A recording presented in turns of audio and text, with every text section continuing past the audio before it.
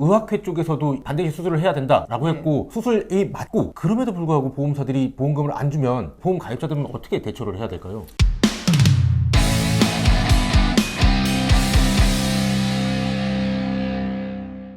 안녕하세요. 보험전문기자 김승동 기자입니다. 안녕하십니까. 최혜원 변호사입니다. 오늘도 최 변호사님 모시고 보험에 대해서 말씀 나눠보겠는데요. 하이프에 대해서 오늘은 말씀 좀 나눠보려고 합니다. 요즘에 보험사들이 하이프 수술을 했을 때 보험금을 굉장히 안 준다고 합니다. 그 안 주는 이유가 뭔지, 하이프 수술이 뭔지, 어떻게 대처하면 되는지 말씀을 나눠보도록 하겠습니다. 하이프 수술이 뭘까요? 하이프는요, 고강도 초음파 집속술이라 그래서 영어로 하면 High Intensity Focused Ultrasound.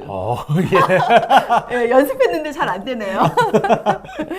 초음파로 열을 집중해가지고 작은 근종 그거를 이제 없애는 수술입니다. 조그만 바늘로 작은 근종 쪽을 가서 초음파를 내서 열을 발생시키는 이런 네. 수술인 거죠. 제가 알기로 하이프 수술도 신의료기술에 등록이 된 걸로 알고 있거든요. 맞습니다. 그리고 보험약관상 신의료기술로 등재가 되면은 수술보험금을 지급해야 되는 걸로 알고 있거든요. 근데 왜 수술보험금을 지급 안 한다고 보험사들이 그러는 걸까요? 세 가지 이유가 있는 것 같은데요. 폐경기 여성은 자궁 근종이 더 이상 커지지 않는다. 네. 그렇기 때문에 뭐 수술할 필요가 없다. 그래서 폐경을 이유로 부지급하는 경우가 있고요. 그다음에는 크기가 2cm가 안 된다. 네. 이런 이유를 가지고 지금 부지급하는 걸로 알고 있습니다. 부지급하는 조건이 종양의 크기가 2cm 이하다. 폐경기 여성일 경우에 지급하지 않는다. 이런 조건들이 있는 거네요. 폐경기가 지나더라도 정말 근종이 계속 안 커지는 건가요? 멈춰 있는 건가요? 위험성이 없는 건가요? 폐경 여성은 더 이상 커지지는 않는다고들 이제 산부인과 의사 선생님들이 말씀을 하시는데요. 커지진 않아도 지금 가지고 있으면은 근종에 따른 고통은 있거든요. 네. 뭐 빈혈이 있다든지 허리가 아프다든지 아. 고통이 있다든지 그거는 그대로인 거죠. 그쵸. 근데 더 이상 커지지 않는다는 이유로 부지급을 하는데 저는 좀 이해가 안 됩니다. 아픈 거를 치료하기 위한 거는 보험금 지급 사유가 되잖아요. 두 가지 보험이 아마 해당이 될 텐데요. 수술보험금이나 실손보험금. 네. 이건 질병 코드가 있고 질병이거든요. 네. 의사가 질병으로 진단했다는 거는 몸에 이제 부작용이 있고 아프니까 질병인데 그쵸. 치료를 하는 가장 좋은 최신 의료 기술 중 하나인 하이프를 하는 거를 부지급하는 거죠. 보험사들이 부지급하는 이유는 뭘까요? 결정적으로 이제 손해율이 높아서인데요. 네. 제가 생각할 때는 이제 하이프가 1,000만 원 정도 비용이 나오는 걸 알고 있는데요. 1회 수술을 할 예, 때요? 병원마다 조금 가격은 다른데 이게 한 번에 끝나질 않습니다. 수차례를 해야 되는 거예요? 그러니까 어떤 사람은 한 번에 끝나는데 자궁 근종이라는 거는 이제 예컨대 뭐 근종이 7cm, 8cm 이런 분들 계시거든요. 네. 그런 분들은 하이프로 한 번에 그걸 다 없앨 수가 없고요. 여러 번은 없애야 되고 설사 없애도 또 생깁니다. 보험사 입장에서는 이제 하이프 한 번 주니까 두세 번은 기본이고 더 많이 지급을 하는 경우도 있기 때문에 아마 손해율이 높을 것 같습니다. 전통적인 수술을 하면 메스로 피부를 절개하고 환부를 도려내는 절단 네. 절개를 하는 그런 수술을 하면은 1회 수술 보험금만 지급하면 되는데 이거 같은 경우는 네. 반복적으로 수술을 해야 되니 보험사 입장에서는 1회 주면 될 걸 수차례 지급해야 되니 손해율이 높아졌을 것 같다. 그러니 보험사들은 보험금 지급을 안 하려고 하고 있다. 이렇게 추정하면 될까요? 네, 저는 이제 그렇게 생각을 하고 있고요. 보험사 입장에서는 일단 손해율 높아지는 거에 대해서는 어떤 식으로든 점검이 들어갈 거고 그쵸. 아마 이런 것도 있을 겁니다. 대부분에는 선량한 고객일 텐데 일부 뭐 브로커랑 연결돼서 병원과 브로커와 그걸 알고 수술에 응하는 환자가 있을 겁니다. 그래서 예. 그런 거를 발견을 하니까 이제 하이프 자체를 좀 심각하게 이 손해율도 높고 보험 사기와 연관된 게 아닌가 이렇게 시각이 있을 것 같습니다. 백내장 때문에 굉장히 논란이 네. 됐었던 브로커 생내장 수술을 한다고 하죠. 치료의 필요성이 없는데 치료를 받고 수술보험금을 네. 받는 하이프도 그런 사례들이 종종 있나 보군요. 종종 있고 아마 여성의 한 반 정도는 자궁 근종이 있을 겁니다. 그렇게나 많아요? 예, 근데 이제 자궁 근종이 있다 그래서 다 수술할 필요가 있는 건 아니지만 하이프랄 정도의 자궁 근종이라면 아마 몸에 고통이 있을 겁니다. 뭐 허리가 아프다든지 빈혈이 심하다든지 예전에는 이걸 복강경으로 했지 않습니까? 네. 근데 복강경은 진짜 말 그대로 칼이 들어가는 거고 전신 마취하고 뭐 3박 4일 이렇게 입원을 해야 되는데 하이프는 사실 하루 입원이면 되거든요. 입원을 하긴 해요. 예, 하루. 이것도 그러니까 6시간 이상 있어야 되는 걸 알고 있는데요. 비교적 부작용이 적고 몸에 칼이 직접 들어오진 않지 않습니까? 그러니까 이제 하이프를 선호를 하고요. 일부의 이런 하이프의 악용 사례가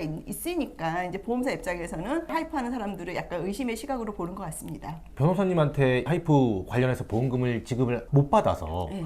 의뢰가 오는 사례들이 있다고 하는데 네, 있습니다. 의뢰를 하는 사람들이 거의 대부분 똑같은 걸로 의뢰를 한다고요? 예, 제가 그 부지급 통지서를 한 몇 개를 봤는데요. 저도 제 눈을 좀 좀 의심을 했는데 부지급 사유가 다 폐경입니다. 폐경이면 안 아픈 게 아닌데 약관에 따라서 직접 치료 목적이면 보험금을 지급해야 되잖아요. 네. 그럼 직접 치료 목적이 아닌 건가요? 그게 이제 해석이 보험사랑 고객이랑 다른 건데요. 보험사는 치료의 필요성이 없다. 네. 이렇게 보는 거고 고객은 치료의 필요성이 있는지 없는지를 본인이 선택하는 게 아니라 자기 주치의한테 찾아갔더니 자궁 근종이 있어서 이렇게 몸이 안 좋은 겁니다. 이제 뭐 하이프를 하십시오. 이제 그렇게 되면은 주치의를 믿고 하는 게 고객인데 그쵸. 분명히 써주거든요. 진단서에 네. 이러이러해서 하이프를 했다. 네. 이렇게 분명히 진단서에 나오거든요. 그 정도면 제가 볼 때는 치료의 필요성을 충분히 입증을 한 거로 보이는데 어쨌든 뭐 또 치료의 필요성이 없다는 거는 보험사의 시각이고요. 그래서 결국 그런 시각차 때문에 분쟁이 발생하는 것 같습니다. 최근에 판례들을 보거나 금융감독원의 분쟁조정위원회 얘기를 좀 들어보면은 주치의 한 명의 판단보다 의학회 이런 쪽의 의견을 굉장히 또 많이 듣더라고요. 근데 산부인과 의학회 쪽에서 최근에 폐경이 됐더라도 자궁근종 관련해서 치료를 반드시 받아야 된다 이런 의견을 내는 걸로 알고 있거든요. 저도 주변에 이제 자궁 근종이 계신 분이 많으니까 얘기 들어보면요, 폐경과 상관이 없습니다. 이게 문제가 없으려면 자궁 자체를 없애야지만 문제가 없는데 사실 그러기는 쉽지가 않잖아요. 그쵸? 그러면 폐경과 상관없이 근종이 있으니까요. 근종에 따른 부작용은 있고 빈혈이 많으세요. 근종이 있으면 빈혈이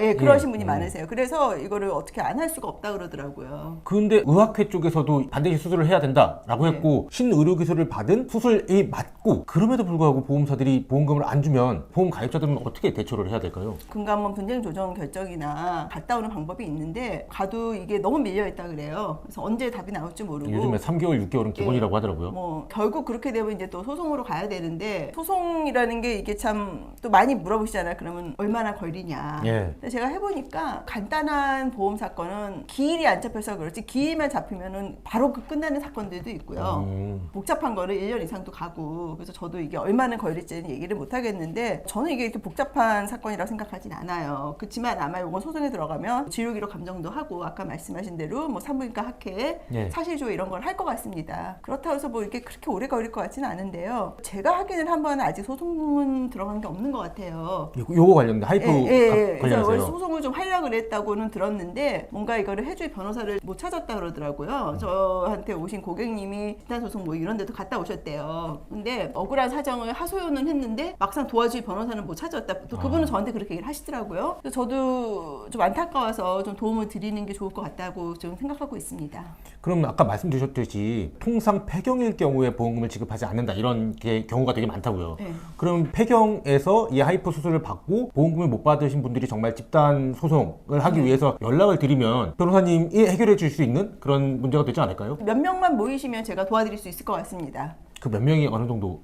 그래서 제가 생각할 때는 그래도 한 10명 정도는 돼야 되지 않을까요?